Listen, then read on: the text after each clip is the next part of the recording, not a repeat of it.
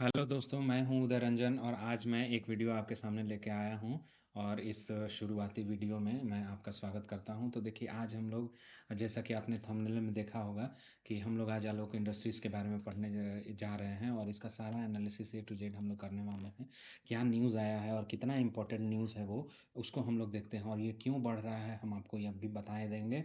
और अभी हम लोग बता देंगे कि ये शेयर्स लेने लायक है या नहीं है। तो लेना आपके ऊपर है, आप इसमें देखते रहिए। और एडवाइस मैं कोई नहीं दे रहा हूँ, आप अपने एडवाइज़र से पूछ के ही ये शेयर्स बाई कीजिएगा। तो चलिए हम स्टार्ट करते हैं। यहाँ पे देखिए, मैं एनएसई का वेबसाइट खोला हूँ और यहाँ पे आलोक इंडस्ट्रीज़ मैं टाइप करता हूँ तो आलोक इंडस्ट्रीज़ लिमिटेड यहाँ पे आ गया।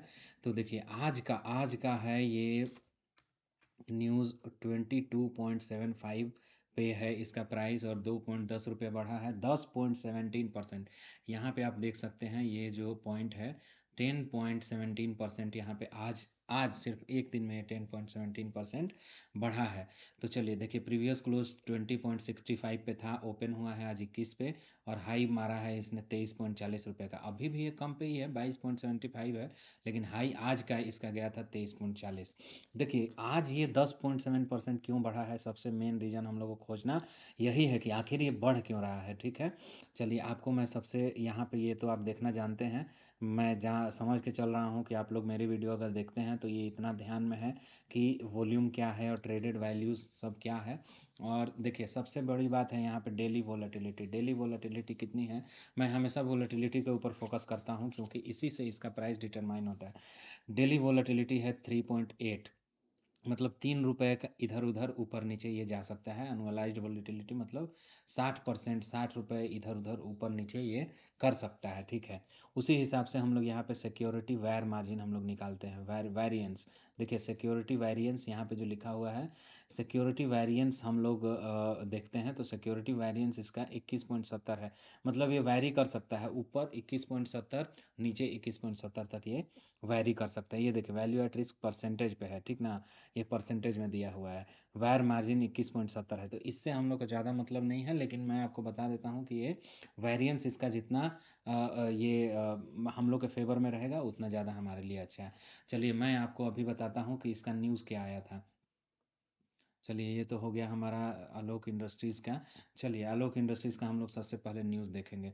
देखिए, यहाँ पे इसका न्यूज़ है कि Alok Industries gain on ₹70-50 crore facility agreement with SBI. देखिए, एसबीआई के साथ ये एक फैसिलिटी एग्रीमेंट पे जा रहा है, और उसने, Alok Industries has also signed agreement with SBI for working capital facility of ₹90 crore for meeting working capital requirements. देखिए, एसबीआई के साथ इसने साइन किया है, ठीक ना, एसबीआई के साथ साइन किया है। और उसके चलते देखिए, उसके चलते ये बढ़ रहा है। तो क्या साइन किया है भाई, हम लोग को पहले समझना तो ज़रूरी है।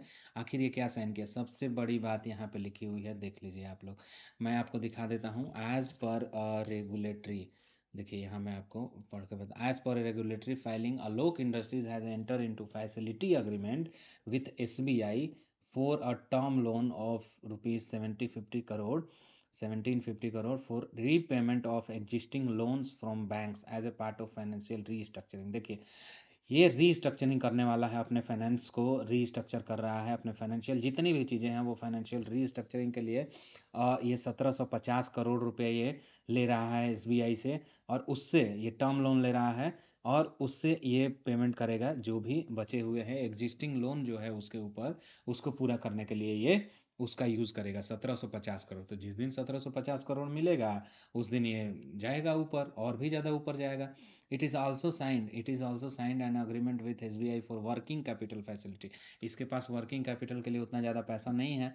तो वर्किंग कैपिटल क्या होता है कि एक साल के अंदर हमको कुछ पैसा चाहिए जो हम लोग के कैपिटल को इंक्रीज़ करने के लिए, जो बिज़नेस करने के लिए काफ़ी हो। एकदम से सिंपल भाषा में आपको बता रहा हूँ, बिज़नेस करने के लिए जो पैसा हम लोग को चाहिए एक साल के अंदर में, उसको वर्किंग कैपिटल बोलते हैं।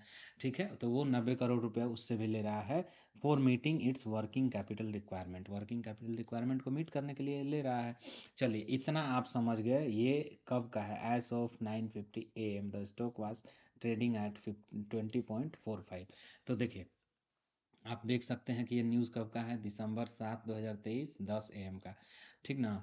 तो दिसंबर 7 का है, आज है 8 दिसंबर, तो कल का ये न्यूज़ था, उसका इम्पैक्ट हम लोग को आज देखने को मिला है। कैसे देखने को मिला है, चलिए मैं आपको बता दूं। पहले इसका हम लोग एक चीज़ देख लेते हैं। यहाँ पे आलोक इंडस्ट्रीज़ का मैं आपको दिखाने वाला हूँ कैश फ्लोज। कैश फ्लो देखिए, इसका कैश फ्लो हमेशा बढ़ते जाए। Cash flow from operating activity इसका बढ़ रहा है, जैसे कि मार्च 2020 में माइनस था, फिर मार्च 2021 में 345 हुआ है, 225, फिर 813 हो गया मार्च 2023 में। तो ये इसका बढ़ रहा है, और हर चीज़ में इसका बढ़ेगा, टोटली बढ़ेगा, इसका कोई दिक्कत नहीं है, ठीक ना इसमें। तो देखिए, सबसे बड़ी बात है प्रोमोटर्स का इसमें होल्डिंग है 75%। 75% का प्रोमोटर होल्डिंग जिसमें है, तो प्रोमोटर इसको प्रमोट करते हैं। प्रोमोटर जो जब भी प्रॉफिट होता है कंपनी को और प्रोमोटर्स इसमें ज़्यादा होते हैं, तो जो प्रोमोटर्स नीचे नहीं गिरने देते हैं, प्रोमोटर्स उसको संभाल लेते हैं। जैसे मान लीजिए कि कोई भी न्यूज़ आया, नेगेटिव न्यूज़ है, तो मार्केट गिरने लगा, प्रोमोटर का अगर ज़्यादा उसमें परसेंटेज है, तो प्रोमोटर क्या करते हैं, उसको बाई करने लगते हैं और वहाँ से उसको संभाल लेते हैं। तो इसको ज़्यादा नहीं गिरने दिया जाएगा, पहले से ही 75% होते आ रहा है। और देखिए यहाँ पे नम सबसे बड़ी बात है पब्लिक। पब्लिक भी देख लेते हैं। पब्लिक हमारा 22.51% है। ये सब FII हैं, DIIs हैं, तो प्रोमोटर्स हम लोग को देखना है। 75% अब तक प्रोमोटर्स इसमें बने हुए हैं। चलिए मैं आपको अब टेक्निकल एनालिसिस बता दूं। सबसे इम्पॉर्टेंट बात है कि देखिए, आलोक इंडस्ट्रीज लिखा हुआ है 22.70 पे चल रहा है, ₹2 बढ़ा है, 9.93% बढ़ा है। लाइव मार्केट चल रहा है, आप लोग ध्यान दीजिएगा, लाइव मार्केट चल रहा है दोस्तों, ये ध्यान दीजिएगा आप लोग। मैं आपको 1 डे का चार्ट आपको दिखा दूं, और सबसे पहले तो आप यहाँ पे मैक्सिमम चार्ट देख लीजिए, 10 ईयर्स का चार्ट देख लीजिए।